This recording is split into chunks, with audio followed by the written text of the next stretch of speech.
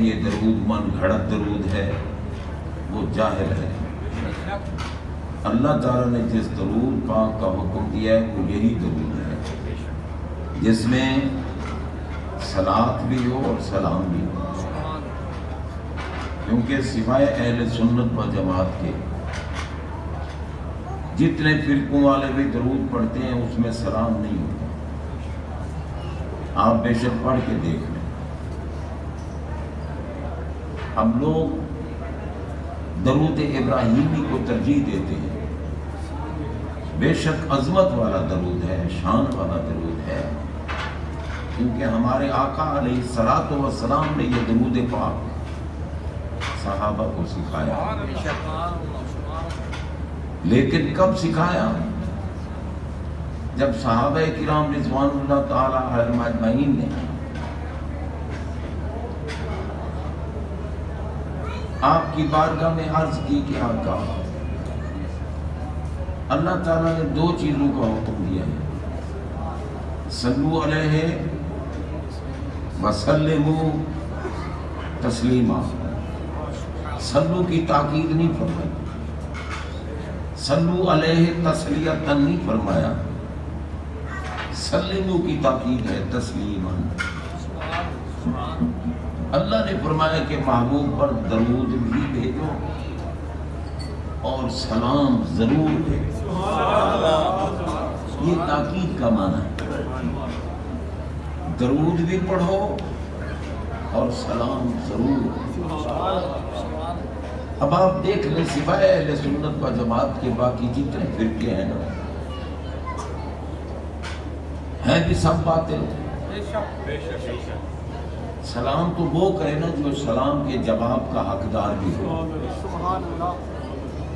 صحابہ نے عرض کیا آقا صلو سلمو پہ تو عمل ہم نے کر لیا تشہد میں، السلام علیکم ایھا النبی ورحمۃ اللہ وبرکاتہ، اور کیجیے سلام تو ہم نے بھیج لیا ہے، السلام علیکہ۔ اب جو کہتے ہیں نبی حاضر ناظر نہیں، میں ان کو پاگل نہ کہوں تو کیا کہوں، کیونکہ نماز میں تو ہر نمازی علیکہ کہہ رہا ہے۔ علماء جلوہ فرمائیں پوچھو، کا ضمیر واحد مذکر مخاطب کی ہے، جس کی بارگاہ میں بندہ بیٹھا ہوتا ہے اس کو کا کہا جاتا ہے؟ جیسے حضور تاجدار گولڈا رضی اللہ تعالی عنہ سرکار کی بارگاہ میں جلوہ فرما ہے، اور آپ کے حسن و جمال کو کمال کو دیکھ کر عرض کر رہے ہیں ما اجملک، ما اجملک، ما اکملک، ما احسنک۔ کا اسی کو کہا جاتا ہے جس کی بارگاہ میں بندہ بیٹھا ہو۔ گولڈن کے تاجدار سرکار کی بارگاہ میں بیٹھے ہیں، دیدار کر رہے ہیں، جمال دیکھ رہے ہیں، حسن دیکھ رہے ہیں، کیونکہ وہ محبوب آقا کی بارگاہ کی محبوب ہے۔ قادیانی کو دفن کرنے کے لیے بھی ہمارے آقا نے حضور تاجدار گولڈا پیر سید بہر شاہ صاحب کو منتخب کیا۔ وہ اتنے محبوب ہیں بارگاہ رسالت کے، اور کیونکہ ان کی اولاد بھی ہوئے، ان کی نسل پاک بھی ہوئے، مشہور غوث پاک کے بیٹے ہیں 11ویں والے پیر کے، تو آپ کا جمال دیکھ کر، آپ کا کمال دیکھ کر، آپ کا حسن دیکھ کر کہتے ہیں ما اجملک۔ اب یہ ما اجملہ، ما اکملہ، ما احسن کلمات تعجب ہیں۔ حسن دیکھ کر حیرت میں مبتلا ہوئے، ما احسن کا، آپ کا ایسا حسن۔ یہ نہیں فرمایا کہ ما احسن ہو، ما اجملہ ہو، ما اکملہ ہو، ان کا ایسا حسن نہ، ما اجملہ کا، بیٹھے ہیں دیدار کر رہے ہیں۔ اور میرے آقا کا فرمان ہے کہ لا تمس النار مسلم الرعانی اور عام الرعانی، جس مومن نے میرا دیدار کیا یا میرا دیدار کرنے والے کا دیدار کیا، جس مومن نے میرا دیدار کیا یا میرا دیدار کرنے والے کا دیدار کیا، جہنم اس پہ حرام ہے، جہنم اسے چھو ہی نہیں سکتی۔ اب اس ملا کو بھی تو حیا کرنا چاہیے نا، جو کہتا ہے کہ جی نبی کیا دیتا ہے، ولی کیا دیتا ہے، پاگلوں کا تو صرف دیدار، مگر یہ ہے کہ تجھے کوئی فائدہ نہیں ملے گا، فائدہ اس کو ملتا ہے جس کے دل میں مدینے والے کی محبت کا نور ہو۔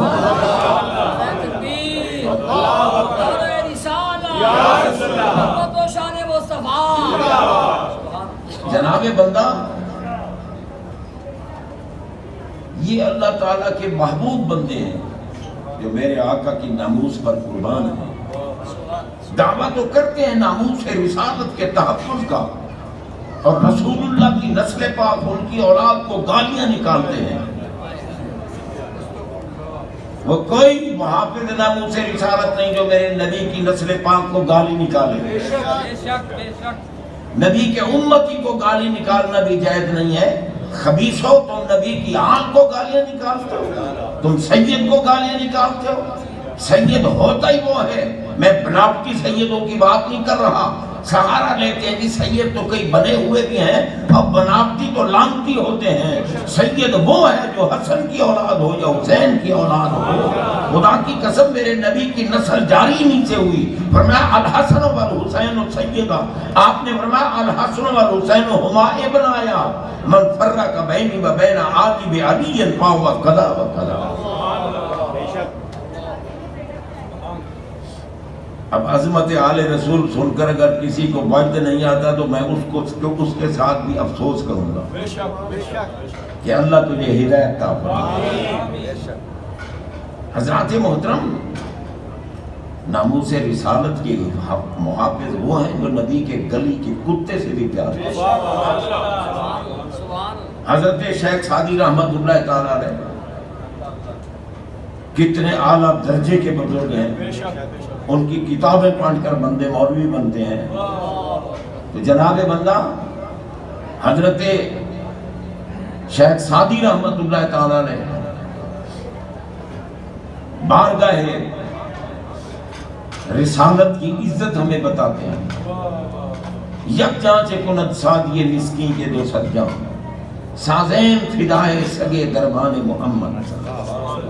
کہتے ہیں یا اللہ تو ہے قادر مطلق، تو مجھے موت دے پھر مجھے زندہ کر دے، پھر موت دے پھر زندہ کر دے، پھر موت دے، 200 مرتبہ تو مجھے موت دے کر زندہ کرے، اور ہر مرتبہ تو مجھ سے پوچھے کہ سعدی اب کیا چاہتے ہو، سعدی اب کیا چاہتے ہو۔ یا اللہ میں تیری بارگاہ میں یہی درخواست کروں گا، بس تیرے محبوب کی گلی کا کتا اور میں قربان ہوتا ہے، محبوب کی گلی کا کتا ہو اور میں قربان ہوتا ہے۔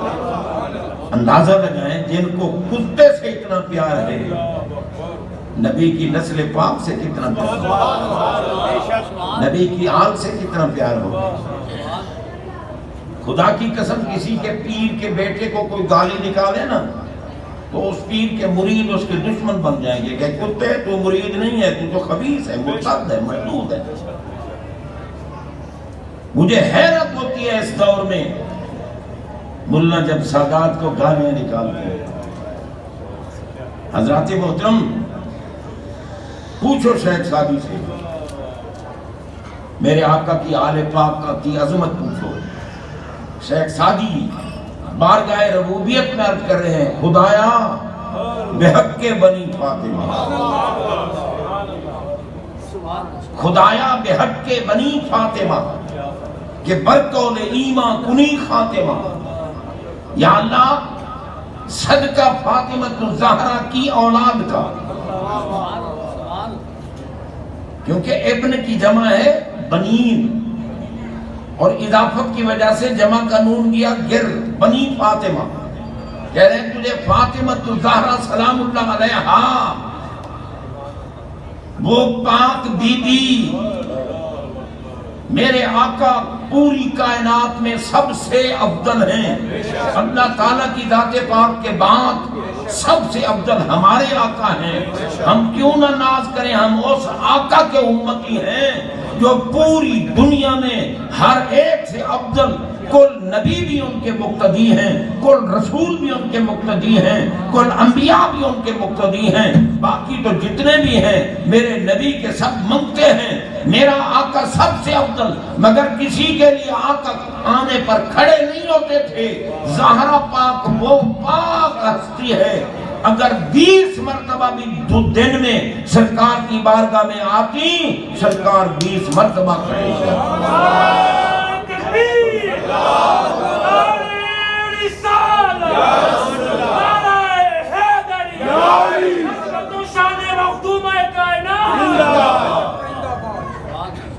نعرے نہ ہی لگاؤ تو اچھا ہے۔ میں عرض کر رہا ہوں کیوں کہ دیکھو نا، کیوں خامخواہ لوگوں کو گناہگار بناتے ہیں؟ اب نعرہ لگانے والا تو بیچارہ ذوق میں آیا، اس نے کہا نعرہ تکبیر۔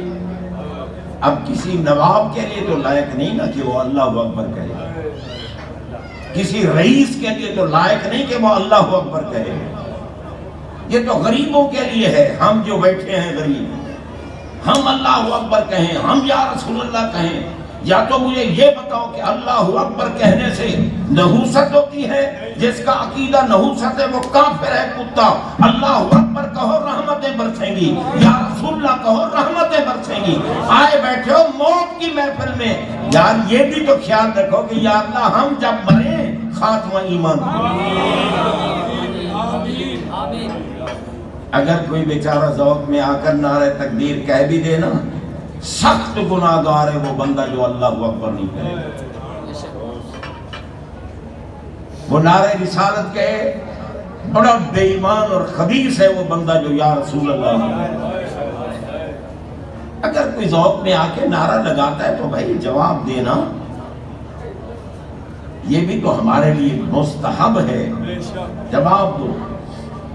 تو بہرحال میں عرض کر رہا تھا، سیدہ پاک پر شفقت تھی، اتنی شفقت بھی تھی اور دنیا کو دکھانا بھی تھا کہ میری شہزادی دنیا کی بیٹیوں کی طرح نہیں ہے۔ یہ وہ شہزادی ہے جو قیامت کے دن جب پل صراط سے گزرنے کا وقت آئے گا، بے نیاز کی طرف سے اعلان ہوگا، یا اہل الجمع غضوا ابصارکم حتی تمر فاطمہ، تو اعلان ہوگا اہلیان معاشر اپنے سروں کو جھکا لو، اپنی نگاہوں کو نیچا کر لو، کیونکہ محمد پاک کی شہزادی گزر رہی ہے۔ سواری پر سوار ہوں گی، 70,000 حوروں کا جرمٹ ہوگا، اور آپ بجلی کی کوند کی طرح پل صراط سے گزر جائیں اور جنت میں داخل ہو جائیں۔ تو حضرات محترم، حضرت شیخ سعدی رحمت اللہ تعالیٰ علیہ ان کی اولاد کا واسطہ دے رہے ہیں، کیوں؟ ان کو یہ عظمت رب نے بخشی ہے۔ ہمارے آقا علیہ السلام کی جتنی اولاد دنیا میں ہے، اللہ نے پشت علی کی پسند فرمائی اور بطن زہرا کا پسند فرمائی۔ مولا کائنات علی مرتضیٰ کرم اللہ تعالی وجہ الکریم کی باقی اولاد جو سیدہ زہرا پاک کے بطن اطہر سے نہیں، وہ سید نہیں کہلا سکتے، وہ علوی ہیں، وہ کرشی ہیں، وہ ہاشمی ہیں۔ سید صرف وہ ہیں جو بطن زہرا سے آئے ہیں۔ جو حسن پاک کی اولاد اور حسین پاک، صرف 2 شہزادے ہیں جن سے میرے آقا کی نسل پاک جاری ہوئی۔ حسنی بھی نبی پاک کی اولاد ہے، حسینی بھی نبی پاک کی اولاد ہے۔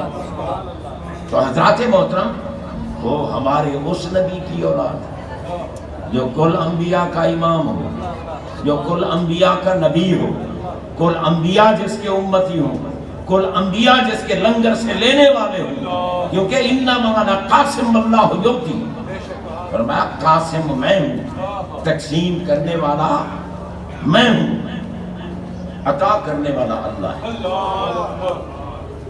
اب ہم پوچھتے ہیں آقا اللہ کیا عطا کرتا ہے جو آپ تقسیم فرماتے ہیں؟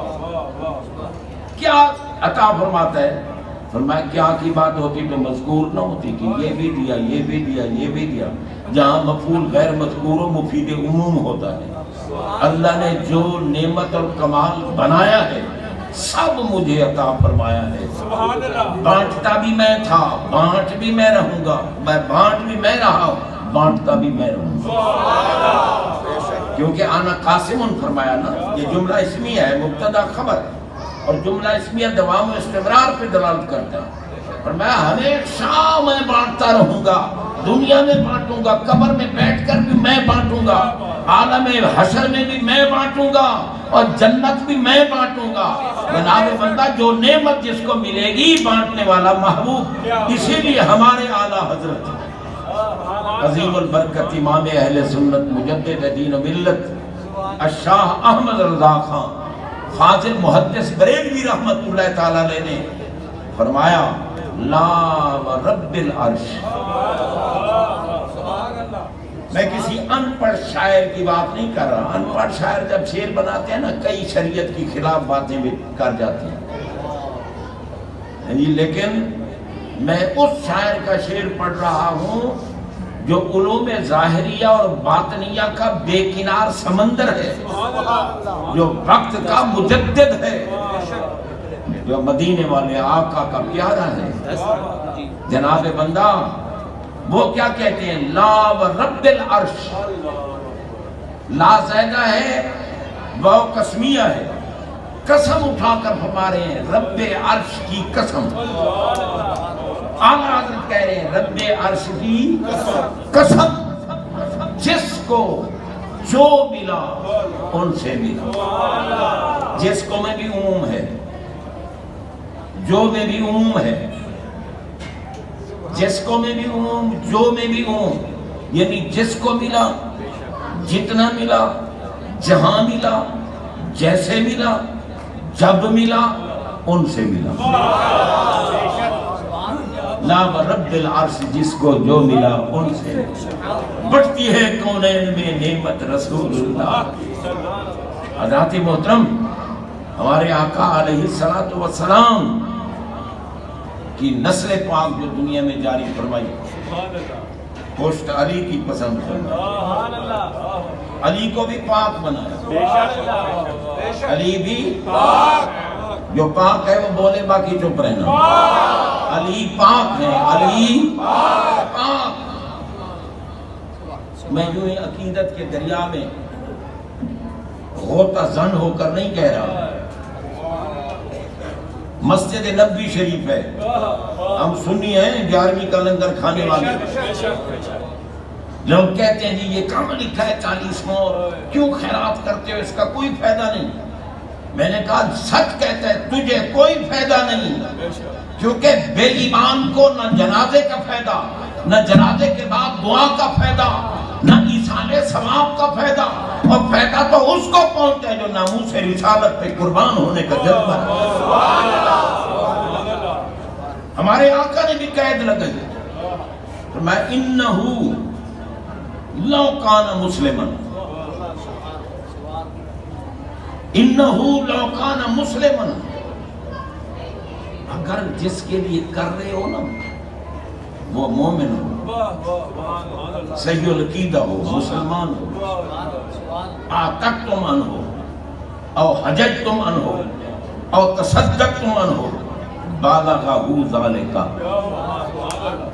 سرکار کی حدیث ہے، ہم ڈھکوس پہ مارنے والے سنی نہیں ہیں. فرمایا تم اس کے لیے، اب چونکہ آتقتم کی بات نہیں رہی، تم اس کے لیے حج کرو، حج کر کے ثواب میت کو پیش کرو. تم اس کے لیے خیرات کرو. خیرات میں قید نہیں لگائی کتنی کرو کتنی نہ کرو، اللہ کی رضا کے لیے، دکھانے کے لیے نہ کرنا. اللہ کی رضا کے لیے خیرات کرو. خیرات حلال مال کی ہوتی ہے، حرام کی نہیں. سود کا مال، رشوت کا مال جمع کر کے اگر خیرات کرو گے مردود ہوگی. حلال مال کی خیرات کرو، مقبول ہے. آقا نے فرمایا خیرات کرو اس میت کے لیے. اور ماں کا تو ویسے بھی بہت بڑا حق ہے. آج چونکہ ہمارے عزیزوں کی والدہ کا 40واں ہے، ہمارے محترم چودھری محمود صاحب کی اہلیہ محترمہ مرحومہ مغفورہ کا 40واں ہے، ان کی روح کو اشارے ثواب کرنا ہے۔ جناب بندہ آپ غور کریں، کیونکہ ماں کا حق میرے آقا نے 3 گنا زیادہ فرمایا ہے والد سے۔ عزت میں والد زیادہ ہے، خدمت میں والدہ کا حق زیادہ ہے، کیونکہ ہماری جنت ہماری ماں کے قدم تلے ہے۔ ہماری ماں کی جنت ہمارے والد کی فرما برداری ہے۔ من صلت خمسہا وسامت شہرہا وعرضت بعلہا، کام آتے ہیں صحیح العقیدہ عورت ہو، 5 گانا نماز پڑھے اور رمضان پاک کے روزے رکھے اور اپنے گھر والے کو راضی رکھے، عرضت بعلہا، اپنے خامد کو راضی رکھے، مگر خامد بھی بندے دا پوتر ہوگا، خامد بھی خبیث نہیں ہونا چاہیے کہ وہ اپنی گھر والی کو سمجھے کہ یہ تو ہماری نوکرانی ہے، یہ تو میری لونڈی ہے۔ برابر کی حقدار ہے گھر والی، اس کے حقوق ہیں خامد پر، خامد کے حقوق ہیں اس پر۔ خامد اس کی عزت کرے، وہ خامد کی خدمت کرے۔ یہ نہیں کہ بعض جاہل لوگ ہیں وہ سمجھتے ہیں کہ شاید ہماری بیوی ہے یہ تو ہماری نوکرانی ہے۔ نوکرانی نہیں ہوتی وہ جناب بندہ، ایک گاڑی کے 2 پہیے ہیں، دونوں چلیں گے تو گاڑی چلے گی ورنہ نہیں چلے گی۔ عورت کے لیے فرمایا، بیوی کے لیے فرمایا عرضت بعلہا، اپنے خامد کو راضی کرے، خامد کو راضی رکھے۔ سرکار باتیں ہیں جنت کے 8 دروازے ہیں، میں ضامن ہوں جس دروازے سے مرضی ہے۔ 5 گانا نماز بھی پڑھے، رمضان پاک کے روزے بھی رکھے۔ آج کل تو نماز کا تو بہت معاملہ عجیب ہو گیا ہے نا، مجبوری کے ایام میں تو اللہ نے عورت کو نماز معاف کر دی، روزوں کی قضا کرنی پڑتی ہے، نماز معاف ہے، لیکن ضروری ہے نماز 5 گانا پڑھے۔ بہرحال یہ جو اپنی والدہ کے ایصال ثواب کے لیے محفل کر رہے ہیں نا، میں نے میرے گھر یہ چودھری جواد صاحب تشریف لائے، ان کی دلہن بھی ان کے ساتھ تھی، وہ اوپر بیویوں کے پاس بیٹھ گئی، میں ان کے پاس بیٹھا۔ مجھے پتہ چلا حالانکہ وہ نئی نویلی شادی شدہ ہے، جب نماز کا وقت آیا نا اس نے باقاعدہ مصلی بچھا کے وہاں، یہ خوش نصیب ہے۔ ورنہ چلو دلہن تو کم از کم 2 مہینے تو آخر دلہن بن کے رہے گا، وہ دلہن نہیں ہے، وہ منحوس ہے جو نماز نہیں پڑھتی۔ دلہن وہی ہوتی ہے جو نماز پڑھے، جس پر میرا نبی خوش ہو گیا وہ دلہن ہے، وہ دولہا ہے جس پر نبی خوش ہو گیا۔ حضرات محترم، حقوق ہیں اپنے اپنے، خیال رکھنا چاہیے۔ یہ موت کی محفل ہے، موت سر پہ کھڑی ہے، ایمان سے بتاؤ ہم نے موت کی تیاری کر رکھی ہے؟ موت کی تیاری کیا ہے؟ کوئی پتہ نہیں، نہ نماز کا پتہ ہے، نہ غسل کا پتہ ہے، نہ وضو کا پتہ ہے، نہ کسی احکام شریعہ کا پتہ ہے۔ بٹھا دو یہاں گپوں پہ، دیکھو پھر کتنی گپیں لگاتے ہیں، لگے گا کہ شاید میدان سیاست کے شاہکار بھی یہی بیٹھے ہیں۔ حضرات محترم، میں عرض یہ کر رہا ہوں، والدہ کا مقام ہمارے آقا نے بیان فرمایا۔ صحابی رسول رضی اللہ تعالیٰ نے پوچھا نا، آقا سب سے زیادہ حق اللہ تعالیٰ کے حکم کے بعد سب سے زیادہ حق ہم پر کس کا ہے؟ سبحان اللہ۔ آقا میں اموں کا، تیری ماں کا۔ عرض کی سرکار پھر کس کا حق ہے؟ فرمایا اموں کا، تیری ماں کا۔ تیسری دفعہ پوچھا سرکار پھر کس کا حق ہے؟ فرمایا اموں کا، تیری ماں کا۔ چوتھی مرتبہ پوچھا سرکار پھر اس کے بعد حق؟ فرمایا ابو کا، تیرے ابا کا۔ کیونکہ ماں نے ہمارے لیے تکلیفیں بہت اٹھائی ہوتی ہیں، ابا نے بھی خدمت کی ہے، وہ احترام میں ماں سے بھی افضل ہے باپ، لیکن خدمت میں ماں کا درجہ دیا۔ تو جناب بندہ، اب ماں ہی ہے نا جو اولاد کی تکلیف کو برداشت نہیں کر سکتی۔ ماں دعا مانگی، اللہ تعالیٰ ٹھکراتا نہیں دعا کو۔ آج اپنی ماں کی روح کو اشارے ثواب کرنے کے لیے بیٹھے ہیں، ہم سارے ان کی حوصلہ افزائی کے لیے جمع ہوئے ہیں اور مائی صاحبہ کے لیے دعا مانگنے کے لیے جمع ہوئے ہیں۔ کیوں؟ ہمارے آقا فرماتے ہیں ہر میت اگر صحیح العقیدہ ہو، بد عقیدہ نہ ہو، نبی کا گستاخ نہ ہو، صحابہ کا گستاخ نہ ہو، اہل بیت کا گستاخ نہ ہو، اولیاء کا گستاخ نہ ہو، اگر صحیح العقیدہ ہے اور قبر میں ہے تو فرمایا ینتظر دعوتن، وہ قبر میں دفن ہونے کے بعد بھی ہر وقت تمہاری دعا کا منتظر رہتا ہے۔ ملمیت فی قبرہ الا شبہ الغریق المتغوث ینتظر دعوتن تلحقہ من اب او من او والد او صدیق ثقۃ۔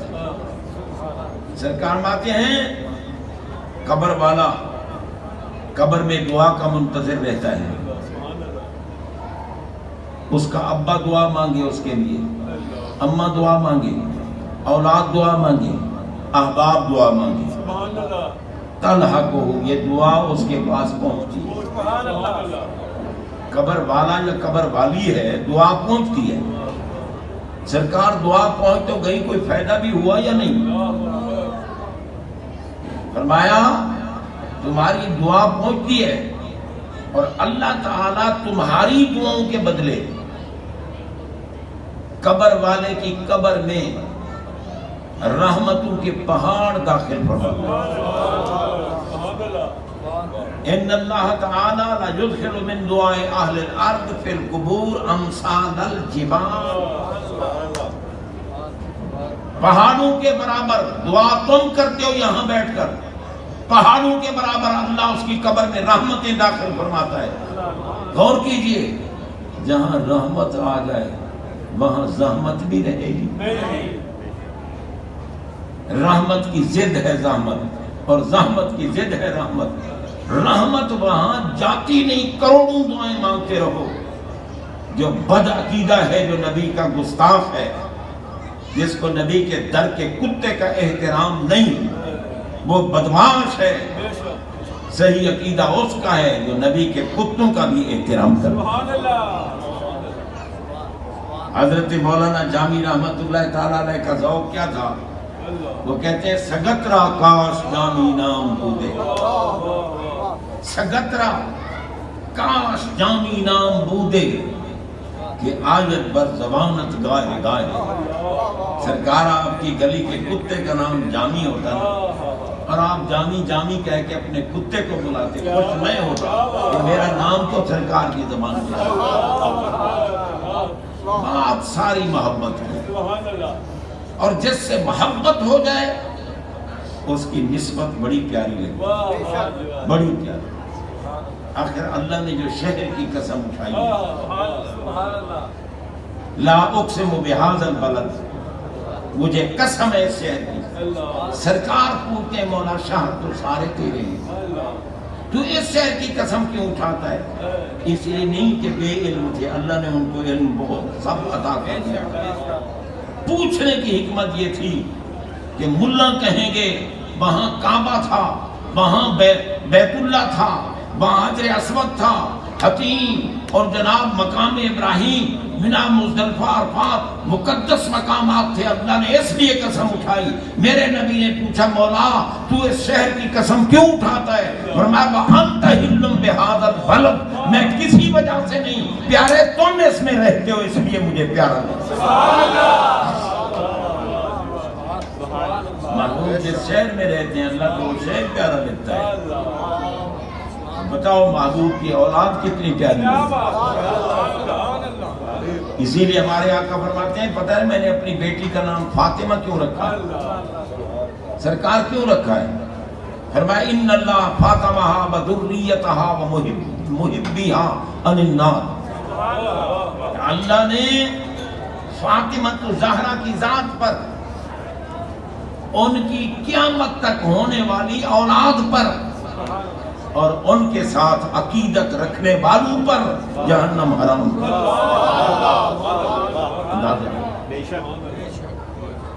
جناب بندہ دونوں آنکھوں والا بنے، کانا نہ بنے، ایک طرف کو عظمتیں نظر آئیں دوسری طرف نظر نہ آئیں، اور جو اندھا ہے اس کو تو کسی کی عظمت نظر نہیں آتی، وہ تو کہتے ہیں جی نہ نبی فائدہ دیتا ہے نہ ولی۔ میں نے حدیث سنائی تھی کہ آقا نے فرمایا لا تمس النار مسلم الرعانی اور عام الرعانی، اور جیسا سید العقیدہ مومن کو میرا دیدار ہوا یا میرا دیدار کرنے والے کا دیدار ہوا جہنم سے چھوٹی۔ بس اب آخری بات سنو، اور کیونکہ پھر ختم شریف پڑھتے ہیں، اوپر سے افطاری کا وقت آنے والا ہے، کیونکہ ختم پڑھنے کے لیے بھی آج ہمارے پاس ایک بہت بڑی عظیم شخصیت، میدان تجوید و قرات کے شاہ سباق، آسمان قرات کے نیر تابہ، استاد القرہ، فخر القرہ، فخر اہل سنت، حضرت علامہ مولانا قاری محمد فقیر احمد چشتی صاحب زیدہ مجدہ جلوہ فرما ہے۔ ہمارے قاری بشیر صاحب تو اعلان کر رہے تھے ان کی تلاوت کا، میں نے کہا نہیں ان سے ختم پڑھو۔